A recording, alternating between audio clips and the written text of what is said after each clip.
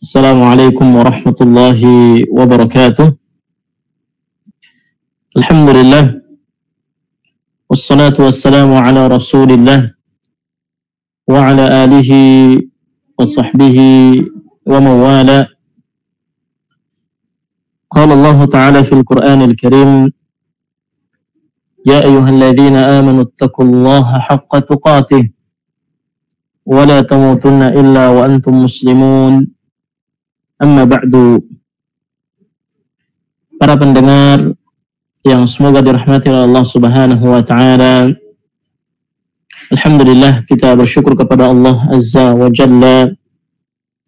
Di malam hari ini kita kembali bertemu dalam rangka kita membahas sebuah kitab yang sangat bagus isinya, sebuah kitab yang penuh dengan faedah dan ilmu di dalamnya, yaitu kitab Al-Isbahu, ya, kitab Al-Isbah fi bayani manhajis salaf fit tarbiyati wal islah, ya, penjelasan tentang manhaj salaf dalam pendidikan dan perbaikan. Ya, kitab ini ditulis oleh Syekh Abdullah bin Saleh Al-Ubailan. Salawat dan salam semoga senantiasa tercurahkan kepada Nabiullah Nabi Muhammad sallallahu alaihi wasallam, kepada keluarga beliau, sahabat-sahabat beliau dan pengikut-pengikut beliau. Para pendengar sekalian yang semoga dirahmati oleh Allah Subhanahu wa taala, kitab yang akan kita bahas ini adalah kitab yang berisi tentang kaidah, ya, kaidah di dalam beragama, yang mana penulis hafizahullah ta'ala memulainya dengan kaidah yang pertama yang membahas tentang dua hal pokok yang ada di dalam agama. Beliau mengatakan al-qaidatul ula, ya, kaidah yang pertama, ad-dinu mabniyun ala aslaini azimain. Agama, ya, maksudnya agama Islam dibangun di atas dua landasan yang agung.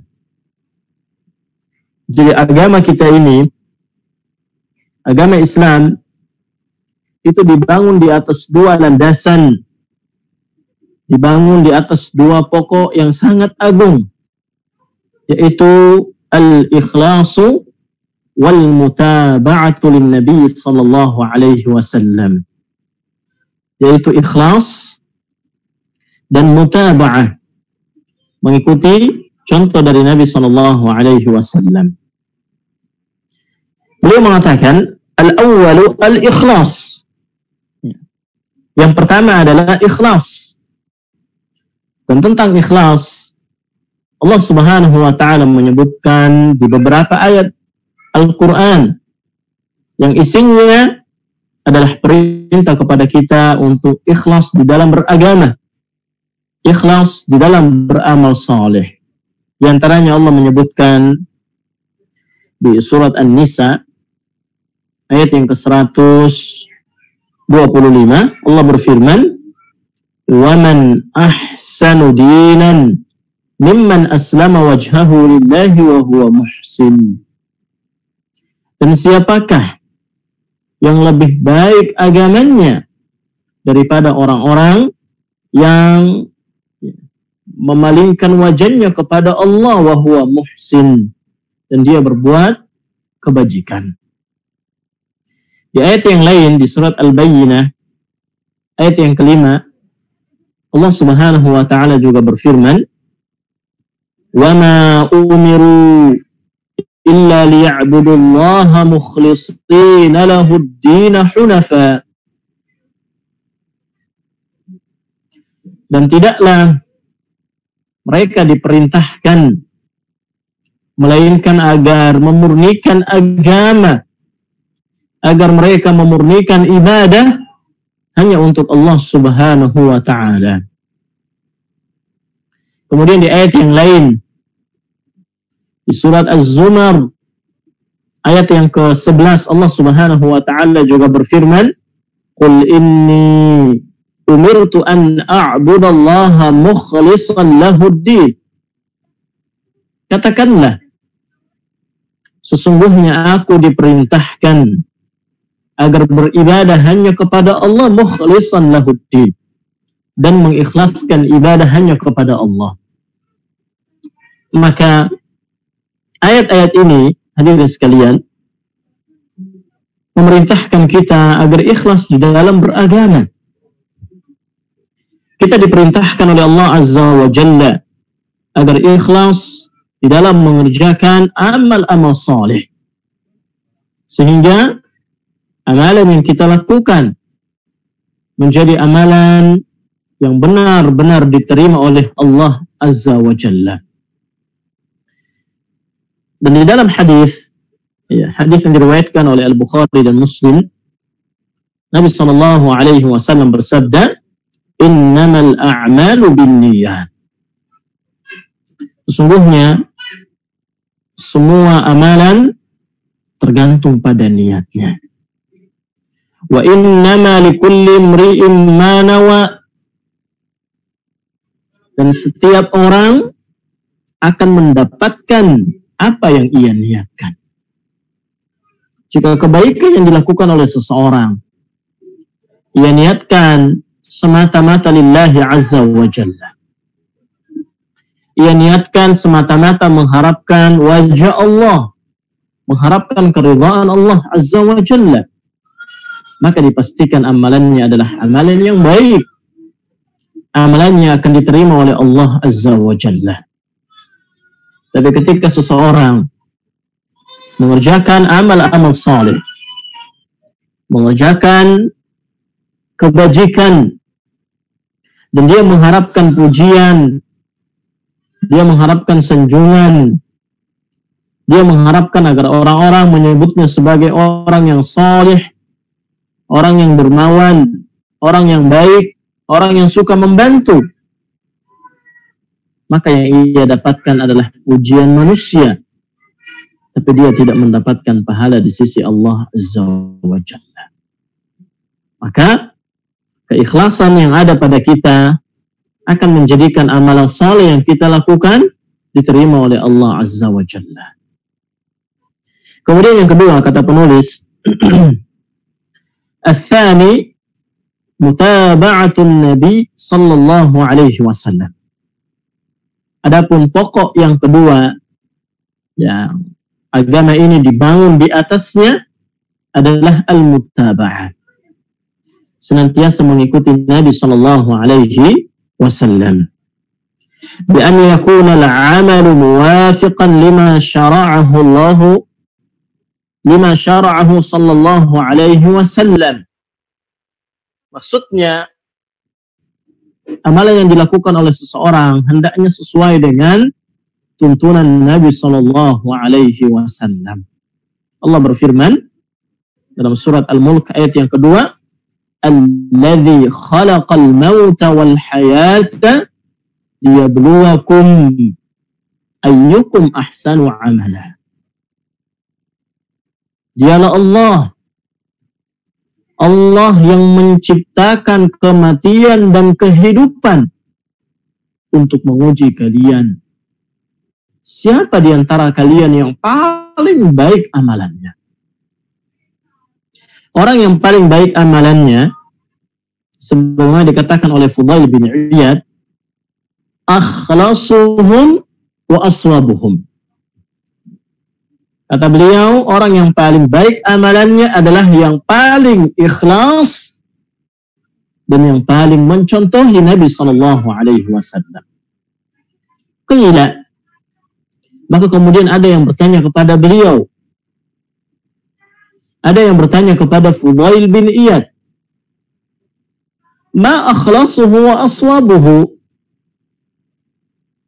Apa yang dimaksud dengan amalan yang paling benar dan paling ikhlas? Maka beliau menjawab, al-khalisu ma kana lillah.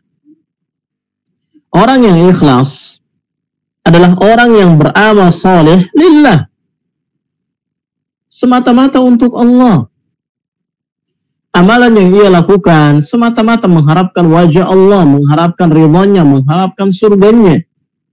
Dia tidak mengharapkan pujian, dia tidak mengharapkan sanjungan, dia tidak mengharapkan keuntungan dunia dari amal saleh yang ia lakukan.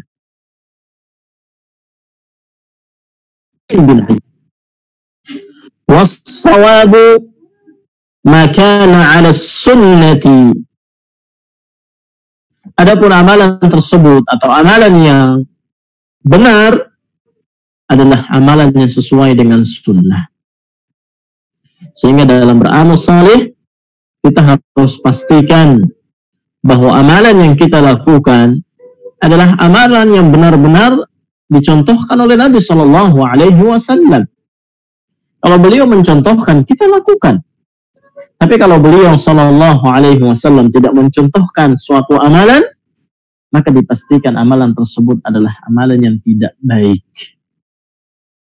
Karena kalau saja amalan itu baik, pasti Nabi Shallallahu Alaihi Wasallam sudah melakukannya terlebih dahulu, dan pasti beliau Shallallahu Alaihi Wasallam sudah memerintahkan kita untuk melakukannya. Tapi kalau ada amalan yang beliau tidak melakukan, beliau juga tidak memerintahkan, maka dipastikan amalan tersebut adalah amalan yang tidak baik dan tidak akan diterima oleh Allah Subhanahu wa Ta'ala. Pendengar sekalian yang semoga dirahmati oleh Allah Subhanahu wa Ta'ala, di ayat yang lain Allah Subhanahu wa Ta'ala berfirman di surat Al-Imran ayat yang ke-31, "Qul in kuntum tuhibbunallaha fattabi'uni yuhibbukumullahu wa yaghfir lakum." Katakanlah, jika kalian benar-benar mencintai Allah, maka ikutilah aku. Ikutilah Nabi Sallallahu Alaihi Wasallam. Maka kalau kita mengklaim diri kita mencintai Nabi, kelompok kita mencintai Nabi, keluarga kita ya mencintai Allah, diri kita mencintai Allah, maka caranya adalah dengan mengikuti Nabi Sallallahu Alaihi Wasallam. Kalau kita mengaku cinta kepada Allah, maka sebagai konsekuensi dari bukti cinta kita kepada Allah adalah mengikuti jalan Nabi Sallallahu Alaihi Wasallam. Karena semua kebaikan, semua yang mengantarkan seseorang ke surga telah dijelaskan oleh beliau Sallallahu Alaihi Wasallam. Dan semua jalan-jalan kesesatan dan penyimpangan, jalan yang akan membawa seseorang ke neraka, sudah diperingatkan oleh beliau. Maka tidak ada jalan yang lain bagi seseorang untuk mendapatkan kecintaan Allah kecuali dengan mengikuti Nabi Sallallahu Alaihi Wasallam. Sehingga Allah mengatakan, "Qul in kuntum tuhibbunallah." Katakanlah, jika kalian benar-benar mencintai Allah, fattabi'uni, maka ikutilah aku. Yuhibbukumullahu wa yaghfir lakum.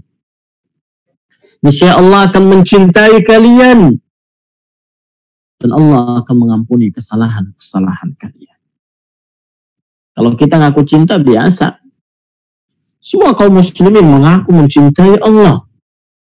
Tapi pertanyaannya, apakah Allah Subhanahu wa Ta'ala mencintai kita? Ini yang sulit untuk didapatkan. Maka jika seseorang mengharapkan mendapatkan cinta Allah Azza wa Jalla, maka hendaknya dia mengikuti jalan Nabi Sallallahu Alaihi Wasallam. Dia mengikuti agama yang dipraktekkan oleh Nabi Sallallahu Alaihi Wasallam. Dia tidak membuat amalan-amalan baru, ibadah-ibadah baru, cara beragama yang baru yang tidak ada dasarnya di dalam syariat ini. Begitu pula Nabi Sallallahu Alaihi Wasallam bersabda dalam hadis yang diriwayatkan oleh Bukhari dan Muslim, "Man amila amalan laisa alaihi amruna fahuwa raddun." Siapa saja yang melakukan suatu amalan yang tidak ada contohnya dari kami, fahuwa raddun, maka amalan tersebut tertolak. Amalan tersebut dipastikan tidak diterima oleh Allah Azza wa Jalla. Kemudian kata penulis, Syekh Abdullah bin Shalih Al-Ubailan, beliau mengatakan, وَالنَّاسُ مُنْقَسِمُونَ بِحَسَبِ هَذَيْنِ الْأَصْلَيْنِ إِلَى أَرْبَعَةِ أَقْسَامٍ. Dan manusia terbagi menjadi 4 kelompok di dalam 2 permasalahan ini. Kelompok yang pertama, kata beliau, ahlul ikhlasi lil ma'budi wal mutaba'ah. Kelompok yang pertama adalah kelompok ahli ikhlas dan kelompok yang senantiasa mengikuti contoh dari Nabi sallallahu alaihi wasallam. Wahum ahlu iyyaka na'budu.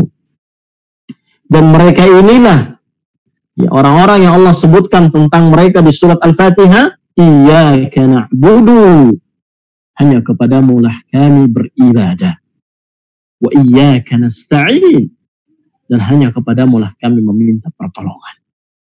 Maka mereka beribadah hanya kepada Allah Azza wa Jalla. Mereka pun meminta pertolongan hanya kepada Allah Azza wa Jalla. Fa'amaluhum kulluha lillah, wa aqwaluhum lillah, wa ata'uhum lillah, wa man'uhum lillah. Maka amalan saleh yang mereka lakukan semata-mata hanya untuk Allah semata. Ucapan yang mereka ucapkan semata-mata untuk mencari keridhaan Allah. Pemberian yang mereka berikan kepada orang lain semata-mata karena Allah. Dan ketika mereka tidak memberikan sesuatu, itu pun karena Allah. Wa hubbuhum lillah. Ketika mereka mencintai sesuatu, atau ketika mereka mencintai seseorang, cinta mereka mengikuti kecintaan Allah Subhanahu wa ta'ala. Mereka mencintai orang-orang soleh karena orang-orang soleh dicintai oleh Allah. Mereka mencintai para ulama karena Allah mencintai para ulama. Mereka mencintai kebaikan karena Allah pun mencintai kebaikan. Wa bughdhuhum lillah. Begitu pula ketika mereka marah, kemarahan yang ada pada mereka itu pun disebabkan karena ya, mereka ya, tunduk dan patuh kepada perintah Allah. Mereka marah ketika melihat ada orang-orang yang ya, menghina syariat Allah. Mereka marah ketika orang-orang menyelewengkan agama Allah. Mereka marah ketika ada orang-orang yang mengajak kepada kesesatan dan penyimpangan. Namun kemarahan mereka adalah semata-mata karena Allah Azza wa Jalla. Bukan atas hawa nafsu mereka. Bukan karena urusan dunia. Kemudian mereka marah, tidak. Tapi kemarahan mereka karena ingin mencari keridhaan Allah Azza wa Jalla. فَمُعَامَلَاتُهُمْ ظَاهِرًا وَبَاطِنًا لِوَجْهِ اللَّهِ وَحْدَهُ. Maka interaksi mereka, baik yang nampak maupun yang tersembunyi, semuanya semata-mata mengharapkan wajah Allah. La yuriduna bidzalika minan nasi jazaa'an wala syukura. Mereka tidak mengharapkan atas apa yang mereka lakukan jaza, balasan, wala syukur, ataupun ucapan terima kasih dari orang lain. Mereka tidak mengharapkan balasan. Mereka tidak mengharapkan ucapan terima kasih dari orang lain. Tapi yang mereka harapkan adalah pahala di sisi Allah Azza wa Jalla. Maka mereka ini adalah ahlu iyyaka na'budu. Mereka ini adalah orang-orang yang Allah sebutkan tentang mereka. Ya, iyyaka na'budu, hanya kepadamu lah kami beribadah.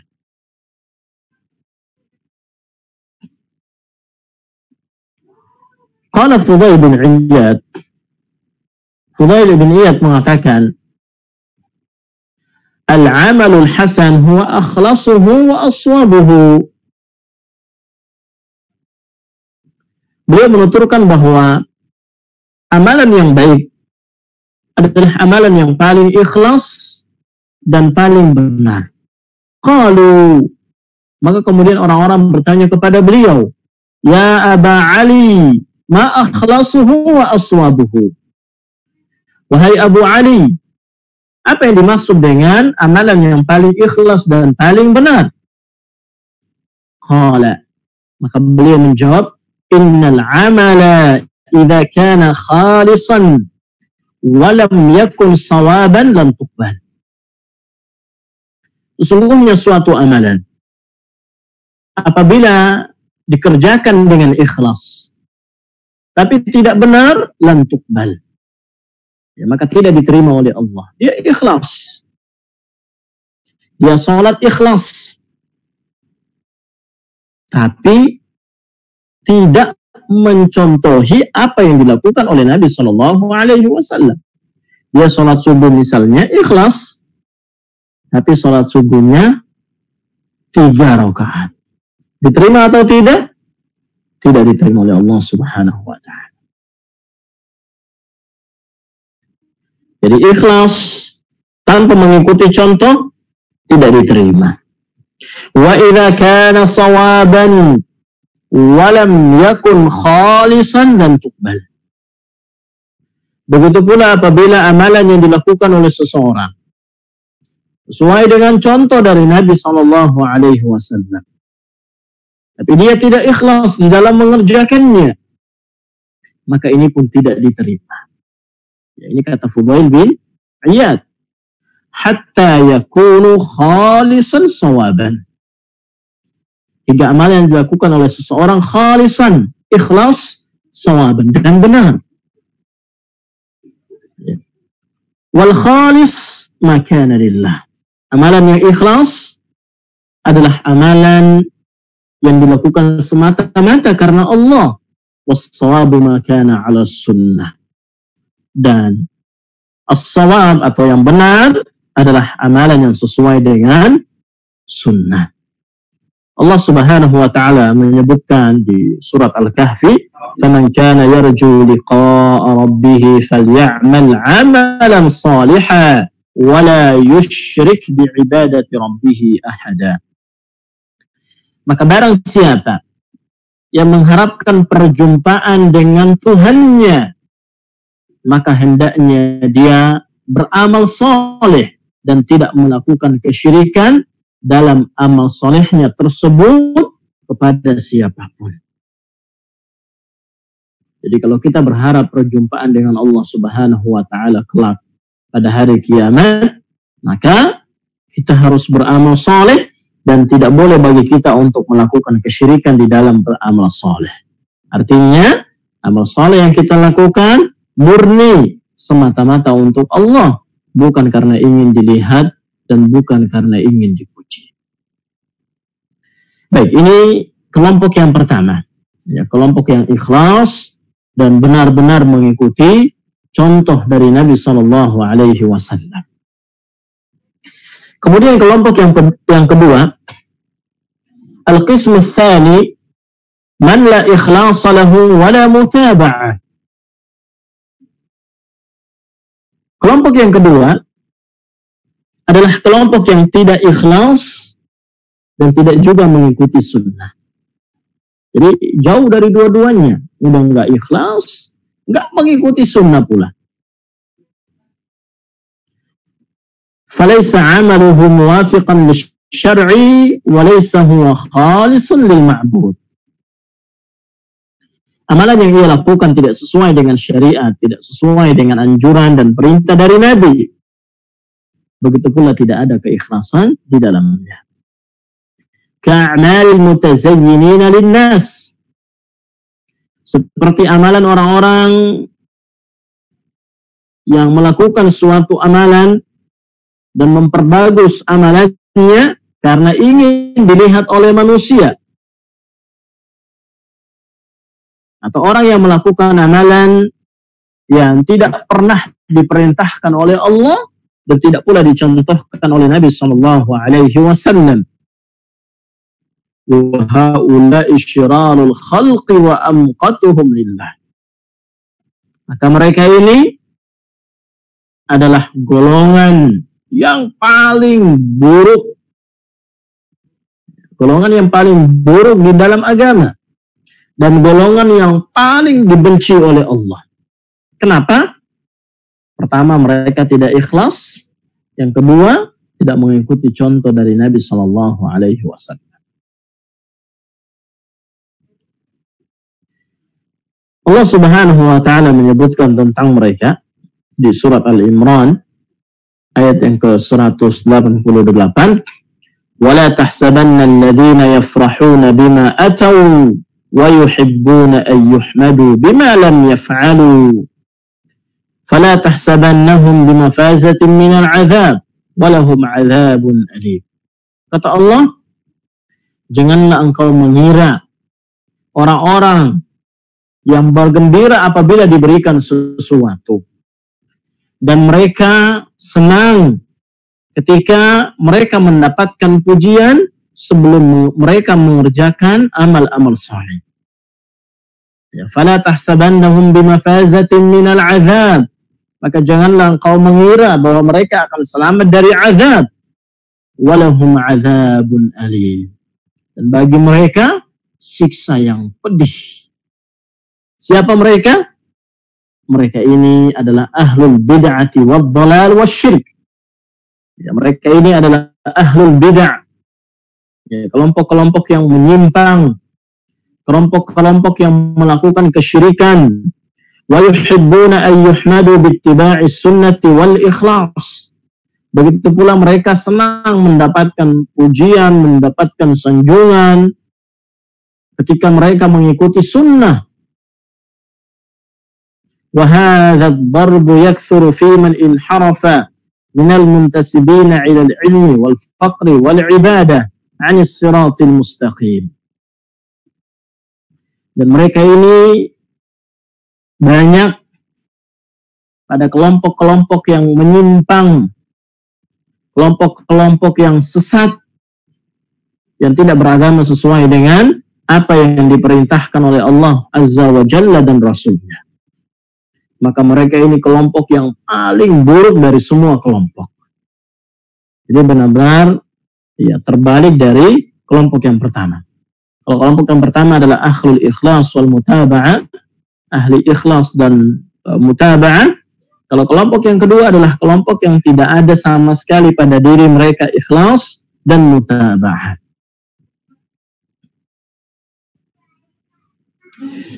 Kemudian kata penulis, al-qismu tsalis, ya, kelompok yang ketiga, man huwa mukhlisun fi a'malihi lakinnaha ala ghairi mutaba'atil amri. Kelompok yang ketiga adalah kelompok yang ikhlas di dalam beramal saleh, akan tetapi amalan yang mereka lakukan tidak sesuai dengan perintah. Nah, perlu kita pahami bersama bahwa dalam ibadah itu hukum asalnya haram. Artinya orang itu tidak boleh beribadah kalau tidak ada perintahnya. Ketika dia beribadah tanpa ada perintah, maka dipastikan ibadah yang dia lakukan tidak akan diterima oleh Allah Azza wa Jalla.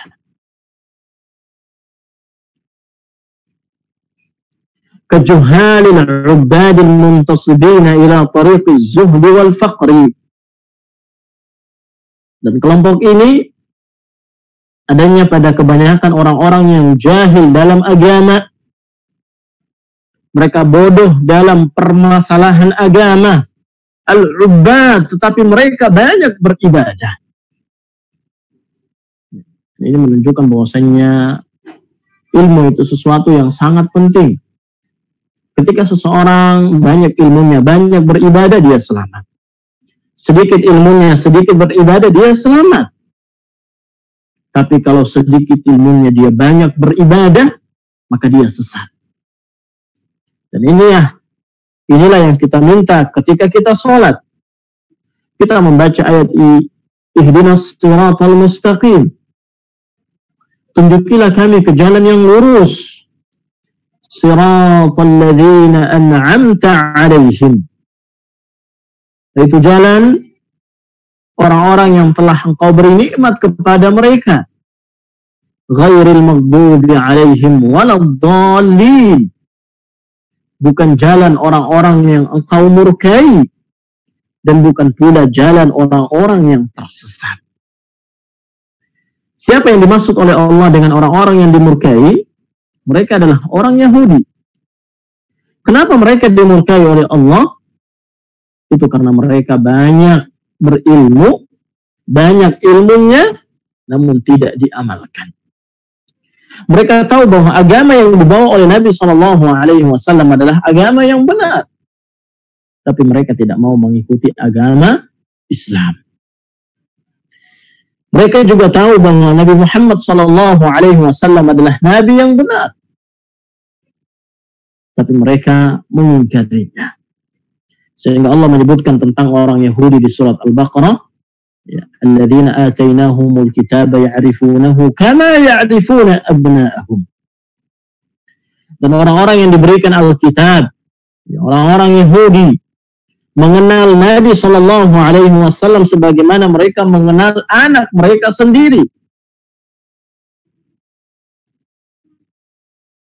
Namun kenapa mereka tidak mau mengikuti agama yang beliau bawa? Itu karena al-haqdu wal hasad.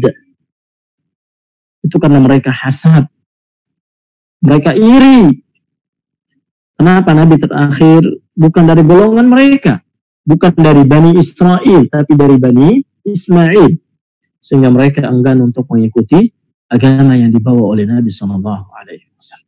Tapi mereka tahu bahwa beliau adalah Nabi yang benar. Agama yang beliau bawa adalah agama yang benar. Bahkan mereka mengenali ciri-ciri fisiknya dengan sangat detail. Tapi pengetahuan mereka sama sekali tidak membawa mereka kepada kebenaran. Jadi ada ilmu, tapi tidak diamalkan. Ini karakternya orang-orang Yahudi. Maka kalau ada orang Muslim, punya ilmu, tahu sholat itu wajib, tahu bayar zakat itu wajib, tahu bahwa melakukan perintah-perintah agama yang wajib itu hukumnya wajib, tapi dia tidak melakukannya, dia sama dengan orang Yahudi. Kemudian kelompok yang kedua yang Allah sebutkan di surat Al-Baqarah, ad-dallin. Orang-orang yang sesat. Siapa mereka yang dimaksud oleh Allah Subhanahu wa taala? Mereka adalah orang-orang Nasrani. Kenapa Allah mengatakan mereka sesat? Itu karena mereka tidak berilmu, tapi banyak beramal. Jadi ilmunya nggak ada, amalannya banyak. Sehingga mereka terjatuh ke dalam kesesatan. Mereka beramal dengan amal yang tidak ada dasarnya. Tidak ada contohnya di dalam syariat. Nah, kita sebagai kaum muslimin, kita sebagai umat Islam, kita adalah umat pertengahan. Kita adalah umat al-wasat, ya, pertengahan antara orang-orang Yahudi dan orang-orang Nasrani. Kita berilmu dulu, baru kemudian beramal. Kalau tidak punya ilmu, ya jangan beramal. Karena hukum asal dalam ibadah adalah haram. Artinya, seseorang tidak boleh beramal, seseorang tidak boleh beribadah kalau tidak ada perintahnya. Jadi dalam beribadah yang kita tanyakan perintahnya, mana perintahnya? Ada nggak perintahnya? Kalau ada kita laksanakan, kalau tidak ada ya tidak perlu kita laksanakan. Jadi dalam ibadah yang kita tanyakan perintahnya, bukan larangannya. Ya jangan dibalik. Kalau nanya larangan, nggak ada larangan sholat subuh 3 rakaat. Antum cari ayatnya, antum cari hadisnya, ada nggak larangan sholat subuh 3 rakaat? Ada nggak larangan sholat subuh 4 rakaat? Tidak ada. Karena kalau itu yang antum tanyakan tidak akan pernah didapatkan. Yang menjadi pertanyaan, ada nggak perintahnya? Kalau ada perintahnya, kita laksanakan. Perintah sholat subuh itu 2 rakaat.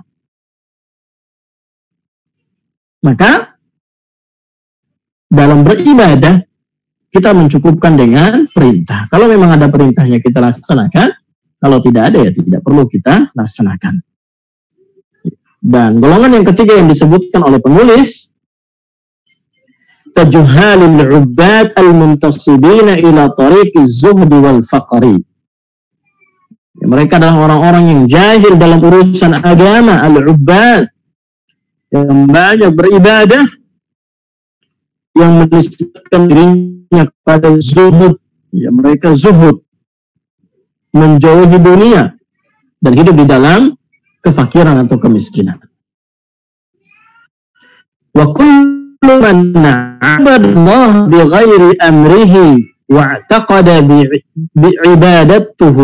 ibadatihi hadhihi qurbatun ila Allah fa hadha haluhu kaman yadhunnu anna sima'ul buka wa tasdiyah qurbah. Maka siapa saja yang beribadah tanpa ada perintahnya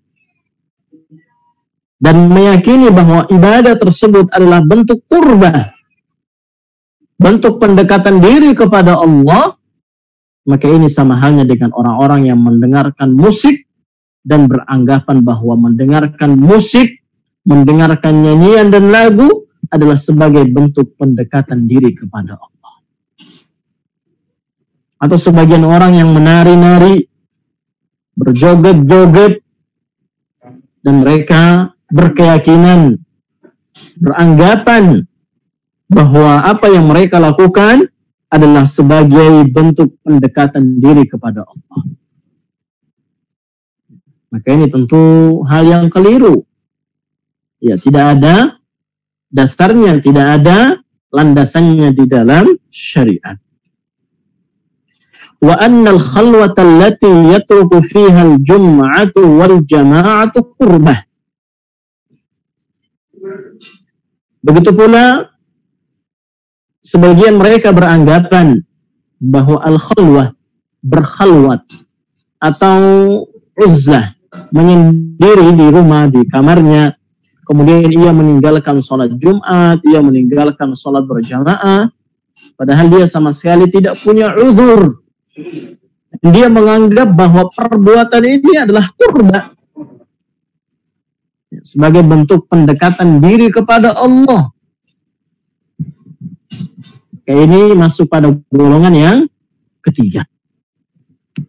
Dia menyelidiki perintah Nabi, tapi dia menganggap ini bagian dari qurbah, pendekatan diri kepada Allah Azza wa Jalla.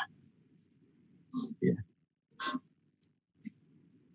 Baik, sudah masuk waktu Isya, kita break sesaat dan nanti akan kita lanjutkan kembali setelah azan.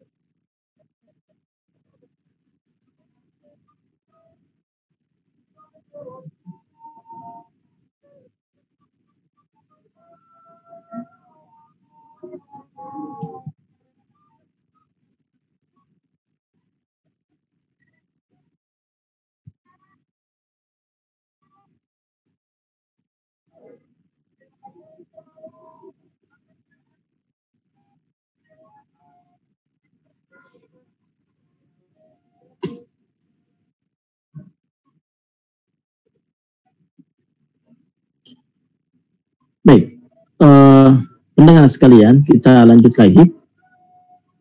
Kita masih di kelompok yang ketiga, yaitu kelompok yang ikhlas di dalam beramal, tapi tidak mengikuti tuntunan Nabi SAW. Kemudian penulis mengatakan, ya, mereka menyendiri di rumah mereka atau di kamar mereka, sehingga kemudian mereka meninggalkan sholat Jumat, sholat berjamaah. Namun mereka beranggapan bahwa apa yang mereka lakukan adalah bentuk qurbah, bentuk pendekatan diri kepada Allah Azza wa Jalla. Maka ini tentu keyakinan yang menyimpang, keyakinan yang keliru, keyakinan yang tidak ada dasarnya di dalam syariat. Wa anna as-siyama yaumil fitri yauma fitrin nasi kulluhum qurbah.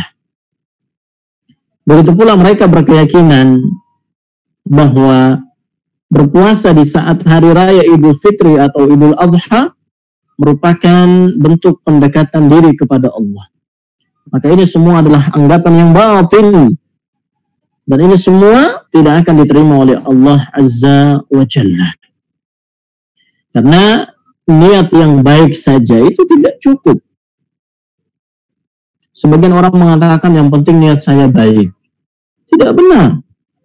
Niat yang baik harus diikuti pula dengan cara yang baik. Niat yang baik, tapi caranya tidak baik, dipastikan tidak baik. Contoh, ada orang yang mencuri atau korupsi, kemudian uang hasil curiannya dia sedekahkan kepada fakir miskin. Apakah kita katakan ya, kebaikan yang dia lakukan diterima oleh Allah?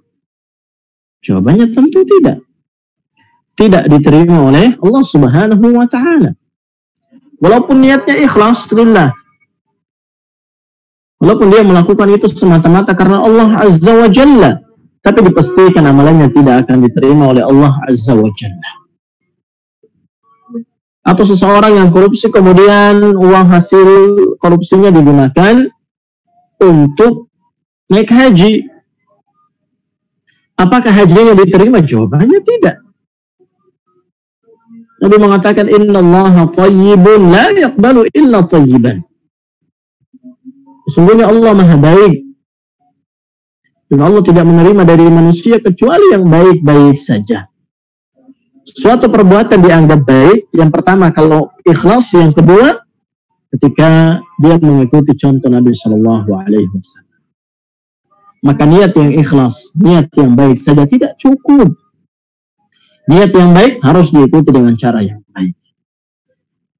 Niat yang baik tidak diikuti dengan cara yang baik, maka tidak akan menjadi kebaikan. Saya ceritakan satu athar yang pernah terjadi di masa sahabat.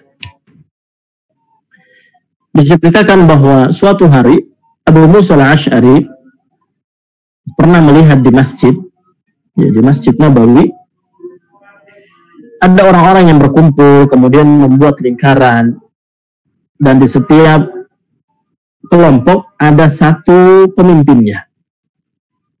Dan di tangan mereka ada batu-batu kecil. Dan batu tersebut mereka gunakan untuk menghitung tasbih, tahmid dan takbir mereka. Maka Abu Musa al-Asy'ari kemudian mendatangi Abdullah bin Mas'ud dan menceritakan apa yang dia lihat di masjid. Maka Abdullah bin Mas'ud berkata kepada Abu Musa al-Asy'ari, "Wa madza ta'muruhum?" Apa yang kau perintahkan kepada mereka atau apa yang kau katakan kepada mereka? La aqulu lahum syai' intizara amrik. Aku tidak mengatakan apa-apa kepada mereka karena menunggu perintahmu. Maka kemudian Abdullah ibn Mas'ud, Abu Musa al-Asy'ari dan beberapa sahabat kemudian menuju ke masjid. Saat mereka sampai ke masjid, Abdullah bin Mas'ud mengatakan, "Apa yang kalian lakukan?" Ditanyakan oleh Abdullah bin Mas'ud. Maka mereka yang membuat lingkaran di masjid mengatakan, "Hasa na'uddu biha tasbih wat tahlil wat takbir." Ini hanya batu-batu kecil yang kami gunakan untuk menghitung tasbih kami, tahmid kami, dan takbir kami. Maka kata Abdullah bin Mas'ud, "Ma asra'a halakukum." Betapa cepat kalian binasa. Padahal baju Rasulullah masih belum rusak. Perabotannya belum pecah. "Uddu sayyi'atikum fa ana dhaminun alla yadhi'u min hasanatikum syai'." Hendaknya kalian menghitung keburukan-keburukan kalian. Hendaknya kalian menghitung kesalahan-kesalahan kalian dan aku jamin kebaikan yang kalian lakukan, amal soleh yang kalian lakukan tidak akan dilupakan oleh Allah Azza wa Jalla. Maka mereka kemudian mengatakan, "Ya Aba Abdurrahman, ma nuridu illa khairan." Wahai Abu Abdurrahman, kami hanya menginginkan kebaikan. Maksudnya apa yang mereka lakukan? Ini kebaikan. Maka apa jawab Abdullah bin Mas'ud? "Wa kam min muridin bil khairi lam yusibhu." Beliau mengatakan betapa banyak orang-orang yang menginginkan kebaikan tidak mendapatkan kebaikan. Itu karena caranya tidak benar. Jadi niat yang benar saja itu tidak cukup. Niat yang ikhlas tidak cukup. Niat yang benar harus diikuti pula dengan cara yang benar. Maka kemudian rawi athar ini mengatakan pada saat perangnya orang-orang Khawarij, saya melihat orang-orang yang tadinya duduk di masjid membuat lingkaran dengan batu-batu kecil yang ada di tangan mereka, semuanya bergabung di pasukannya Khawarij dan memerangi Ali bin Abi Thalib beserta para sahabat Nabi SAW.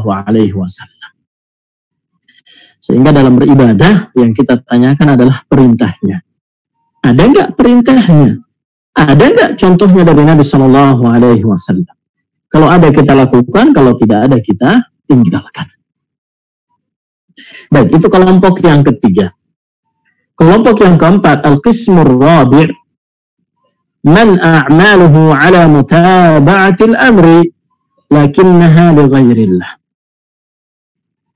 Kelompok yang keempat adalah kelompok yang ketika beramal saleh mengikuti sunnah, mengikuti petunjuk Nabi, mengikuti perintah dan contoh dari Nabi, akan tetapi mereka melakukannya tidak diikuti dengan keikhlasan. Jadi amalannya benar, tata caranya benar, pelaksanaannya benar, waktunya benar, sebabnya benar, jenisnya benar, tapi tidak ikhlas. Karena seseorang disebut sebagai orang yang benar dalam mengikuti sunnah yang pertama, dia mengikuti sebab Artinya, sebab amal saleh yang dia lakukan harus sesuai dengan ketentuan syariat.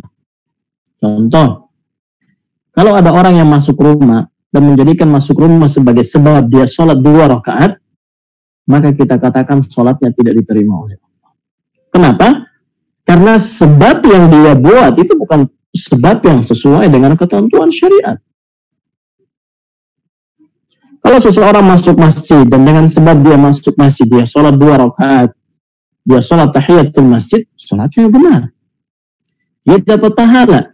Tapi kalau setiap kali dia masuk rumah, dia sholat 2 rakaat, maka sebab yang dia jadikan sebagai alasan dia melakukan amal soleh, sebagai alasan dia melakukan sholat 2 rakaat, ini adalah sebab yang tidak ada dasarnya. Maka dipastikan amalannya tertolak.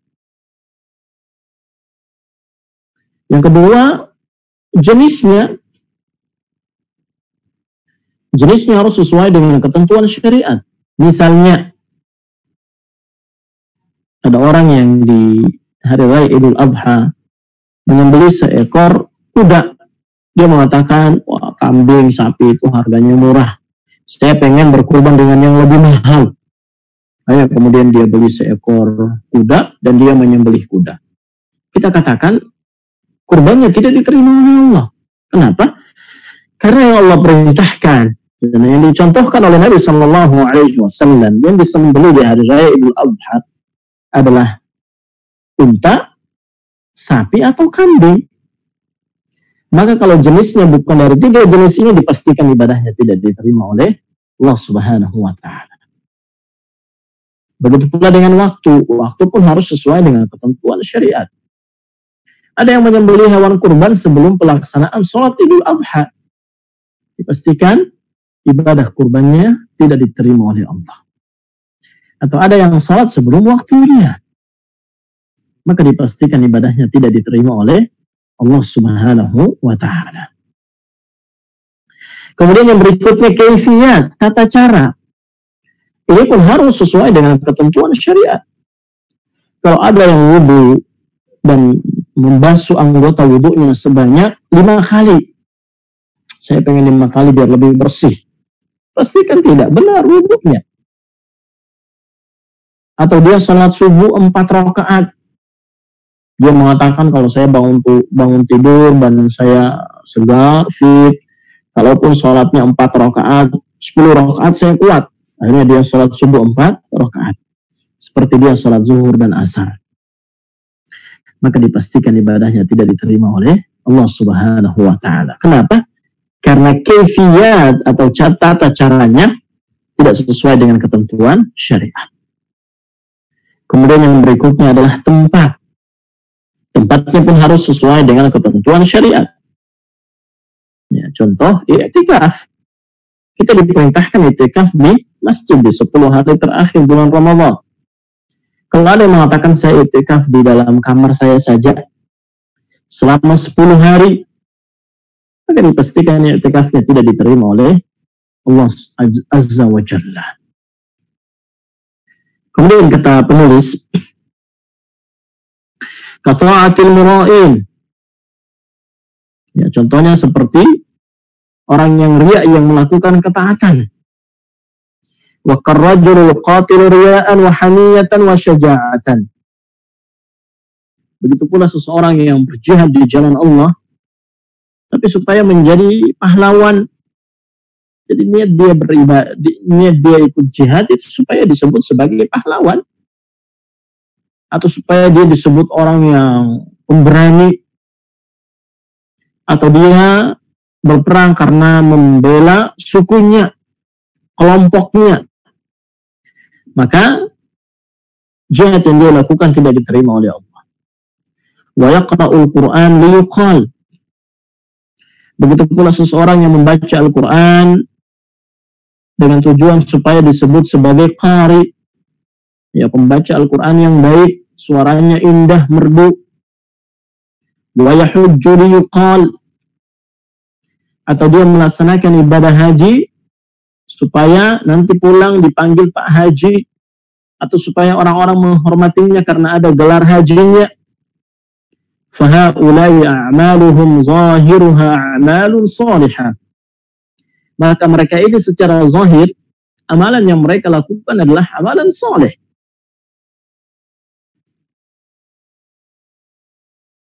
Lakinnaha ghairu salihatun. Akan tetapi sebenarnya amalan yang mereka lakukan tidak diterima oleh Allah Azza wa Jalla. Allah menyebutkan di surat Al-Bayyinah, wa ma umiru illa liya'budullaha mukhlishina lahuddin. Dan tidaklah mereka diperintahkan melainkan agar mereka memurnikan ibadah mereka hanya kepada Allah Azza wa Jalla.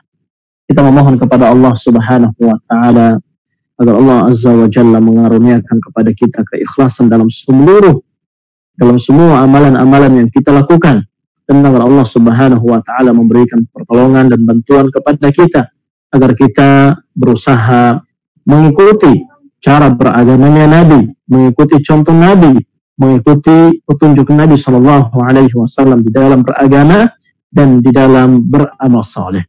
Innahu sami'un qaribun mujibud da'wat. Dan ini saja yang dapat saya sampaikan pada kesempatan kali ini. Dan untuk selanjutnya kita tanya jawab. Silahkan bagi teman-teman pendengar sekalian yang ingin bertanya seputar materi, kita lanjutkan dengan tanya jawab.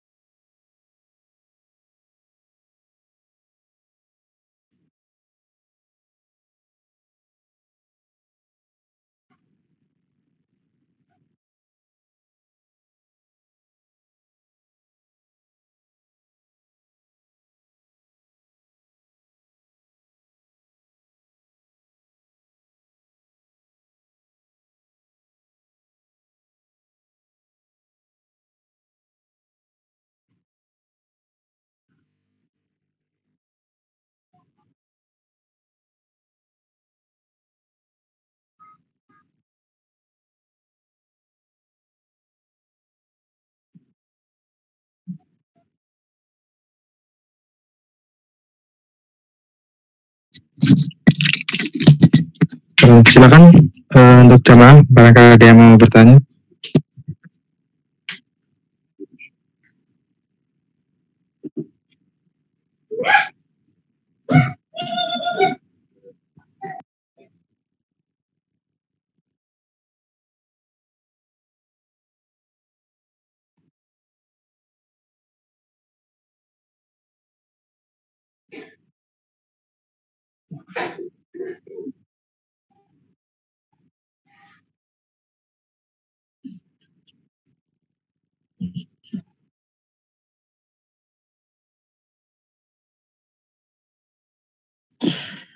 Baik, sepertinya tidak ada pertanyaan, dan semoga apa yang kita dengarkan bersama, apa yang kita pelajari menjadi tambahan pengetahuan bagi kita, tambahan ilmu bagi kita, dan semoga Allah Subhanahu wa taala menjadikan apa yang kita dengarkan ini merupakan bagian dari amal saleh dan dicatat kebaikan oleh Allah Azza wa Jalla, dan semoga apa yang kita dengarkan bermanfaat untuk kita semua dan dapat kita amalkan dalam kehidupan kita sehari-hari. Dan ini saja yang dapat saya sampaikan, lebih dan kurangnya saya mohon maaf. Kita akhiri dengan doa kafaratul majlis. Subhanakallahumma wa bihamdika asyhadu an la ilaha illa anta astaghfiruka wa atubu ilaik. Wassalamualaikum warahmatullahi wabarakatuh. Waalaikumsalam warahmatullahi wabarakatuh.